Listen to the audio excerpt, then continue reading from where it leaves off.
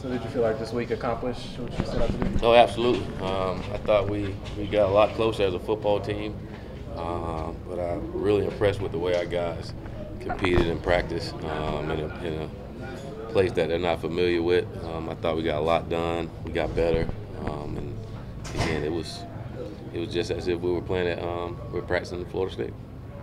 Can you see the chemistry forming?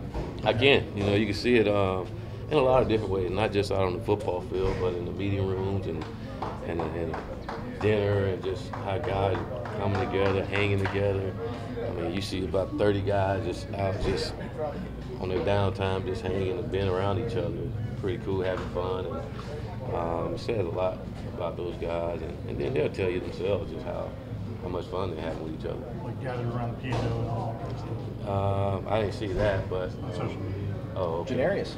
Yeah, I heard he got a little skill there. Can he sing too? I wouldn't even do I think that. got other guys singing for him. Oh, okay. We got guys that can sing. Yeah, apparently. I wouldn't call that It's singing. a choir.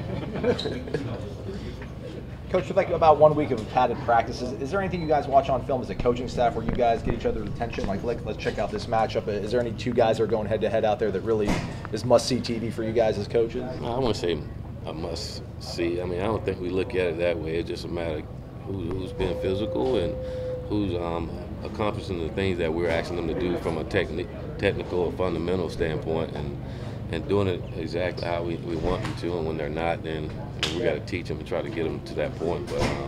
But we'll match guys up, just throughout, like on one-on-one drills and all, just to mix it up a little bit and give some guys some bragging rights on who beating the other guy. But we put the pads on it. Again, it's still fundamental and technically we got to be sound in what we're doing, and that's the best way of seeing where we're at when it comes to fundamentals and technique. When you in full pads and seeing how guys get out there. Are you mainly a good-on-good kind of? Is that what you guys want to see out there, ones-on-ones? Yeah, we pretty much do everything ones against ones, and every blue moon we'll mix it up a little bit, but for the majority of the time we go ones versus one. We won't talk to you before the scrimmage. What will you be looking for that maybe you can see the scrimmage that you can't see the normal level? Normal 11 on 11. I mean, it's just being in the stadium.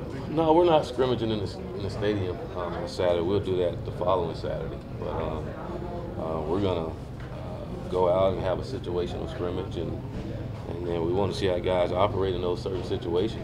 Throughout training camp, each night our coaches get up and teach a certain part of the game. We go out and try to practice that and get our guys to understand the game a little better, rather than just going out and running plays, but understanding why we're running those plays and how we're trying to attack the defense and our mindset behind that. And so by doing that throughout training camp, now we go to a scrimmage and we put them in those situations that we taught throughout training camp and see how our guys perform in that.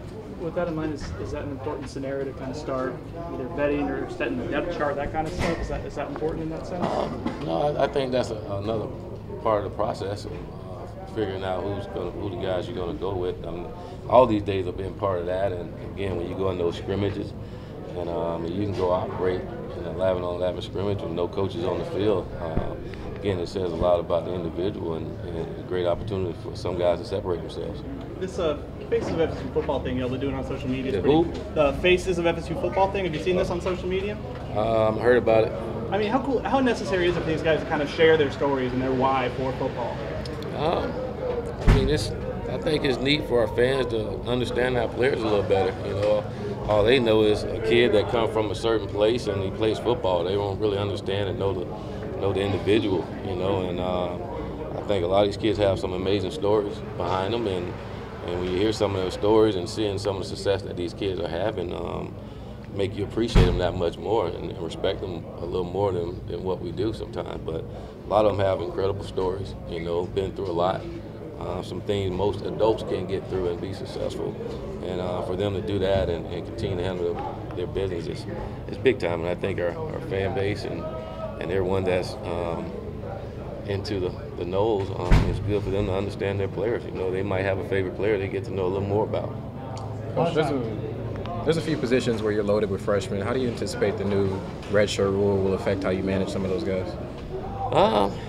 mean, we're loaded, but if they're not competing to play, then we're not just going to do it just to do it, put them out there. The red shirt rule is going to be good for guys that's probably on the verge of playing and need a little more reps in there, you know, but we're not just going to throw them out there just to throw them out there. If they're ready and they can help us, and we feel we need to see some game film on them out there, then we'll do that as well. When people talk about a quarterback making his teammates better, how does that manifest? How do you see that? Well, part of it is playing, part of it is getting the ball to the right guys, but some of it is just building them up and encouraging them to do things they're supposed to, and being that leader of the entire football team. But a lot of it comes with playmaking. You know, as a quarterback, you make a receiver better by putting the ball on them. You know, but a lot of just leading our offense when things aren't going well, regrouping everyone and bringing them together. And then sometimes it's just, like I say, letting the kid know, hey, I'm coming to you on this play. I want you to make a play, and there you go. But I think more than anything is just don't turn the ball over. You know, that's a big way of helping your teammates and helping them get better. But just knowing what you're doing and executing the things that we're asking them to do. Did Trey Lawson make the trip? Trey didn't make the trip. No, Trey. So, Trey is no longer with us. Cole Minshew is the guy that you expect to be ready once Virginia Tech rolls around? Absolutely, absolutely. You know, he got nicked up a little bit with his ankle, but he'll be back.